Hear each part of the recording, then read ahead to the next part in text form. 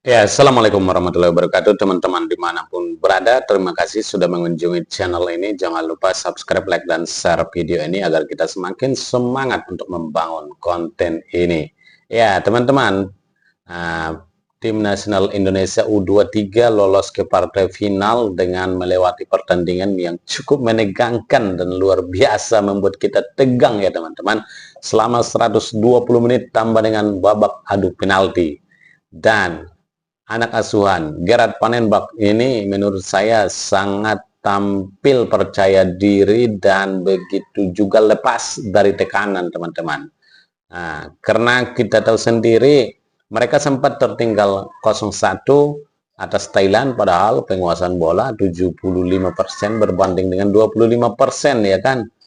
Beruntung saja kita memiliki pelatih seperti Gerard Panenbach yang mungkin tim analisisnya cukup luar biasa karena pemain saat tertinggal 0-1 dari Thailand dia mengganti pemain-pemain tengah, pemain depan dan juga center back.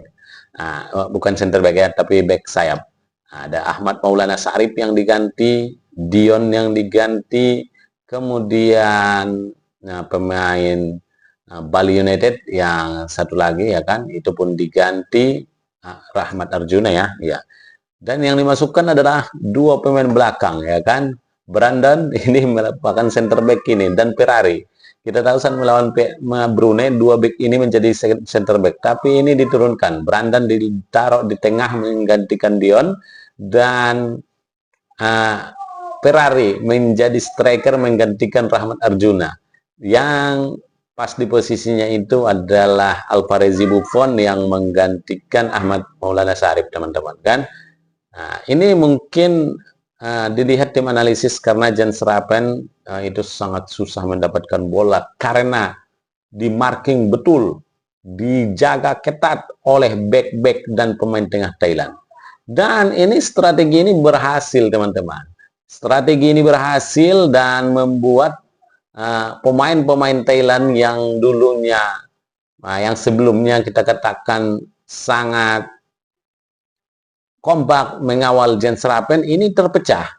Sehingga tendangan sudut yang di menit ke-84 itu Ryan Hanan menendang dan fokus mereka adalah menjaga Brandon dan juga menjaga Ferrari yang kita tahu posturnya tinggi ya kan. Dan Jan Serapen di belakang mereka semua berlari bebas. Memang ada sih sedikit kawalan dari pemain Thailand, tapi tidak serapat seperti biasanya kan. Dan menyundul bola itu dengan bagus teman-teman dan gol dan membuat skor pertandingan 1-1. Kemudian ada hal menarik juga yaitu tentang El Patok. Ya teman-teman sudah tahu lah El Patok ini ya kan. El Patok ini sempat juga dulu bersitegang katanya dengan Komang ya kan. Saat Indonesia mengalahkan mereka di partai final SEA Games 2023 ya kan, timnas U23 juga itu ya kan. El Patok ini pun dulu menendang dan membuat gini-gini juga. Ini kayak gitu juga sih, tetapi meniru yang lagi viral juga ya kan. Ya, di jalur tetapi tetap ada El Patoknya. Ini pemain ini bernama Rubu Ripa ya kan. Dia tampil di SEA Games dulu dan ini juga masih tampil di timnas U23. Saya ketika dia mencetak gol dan berselebrasi seperti ini memang seperti kurang respect dia. Karena Indonesia sudah sebagai tuan rumah dan memiliki penguasaan bola yang cukup banyak, tetapi mereka bisa mencetak gol dan dia membuat selebrasi seperti itu seperti kurang menghormati saja dan menghargai saja. Dan di dalam hati saya saat itu, ini akan kalah ini kawan ini, sama seperti saat melawan Indonesia di final SEA Games. Begitu di hati saya teman-teman. Ternyata memang kalah juga ya kan.